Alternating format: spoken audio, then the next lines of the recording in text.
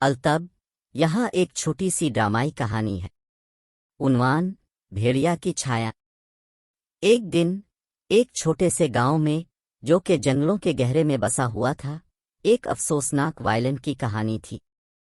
گاؤں والوں کا اعتقاد تھا کہ وائلن، جس کو وسوسنے والا فڈل کہا جاتا تھا، جب بجایا جاتا تھا تو رفتہ رفتہ انسانوں کی روحیں بلانے کا طاقت رکھتا تھا۔ یہ کہانی سنایا جاتا تھا کہ وسوسنے والا فڈل ایک اکیلا موسیقار نے بنایا تھا، جس نے تنہائی کی تنہائی سے پاگل ہو گیا۔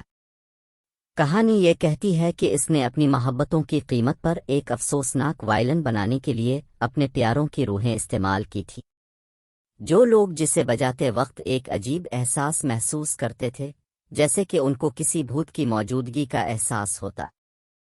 ایک پوری کھوج کرنے والے موسیقار ڈینیل نام کن شخص ایک دن اس گاؤں میں آئے۔ اس نے وسوسنے والا فڈل کی کہانیاں سنی تھی اور اس پر بھروسہ نہیں کرتا تھا کہ یہ صرف خود غرض کہانیاں ہیں۔ ڈینیل نے تصمیم کیا کہ وہ رات کو گاؤں کے ان کھمبوں میں سونے کے لیے رہے گا جہاں اس نے وائلن کو ایک پرانی جگہ میں دھونڈنے کا فیصلہ کیا۔ رات کے اندھیرے میں ایک ممتاز کینڈل کی روشنی میں وائلن کو پایا، جس کا لکڑی کی بجائی ہوئی تھی اور یہ ایک عجیب طرح سے چمک رہا تھا۔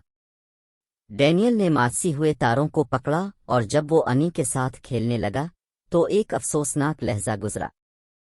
ہر نوٹ کے ساتھ ہوا برفاک ہو گئی اور ایک گرم ہواؤں کی طرح ایک ٹھنڈی ہوا آنے لگی، جیسے کہ ایک بھوت کی موجودگی گردام میں آ گئی ہو۔ ڈینیل کا دل تیزی سے دھڑکنے لگا جب اس نے سمجھا کہ کہانیاں سچ تھیں۔ روحیں ان کے آس پاس سے اوپر اٹھ رہی تھیں اور ان کے چہرے دکھا کر افسوس کی حالت میں تھے۔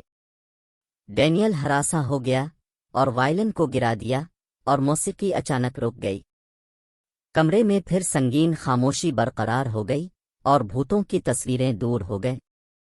ہار کر ڈینیل نے کیمرے کو چھوڑ دیا اور اس طرح کہانیوں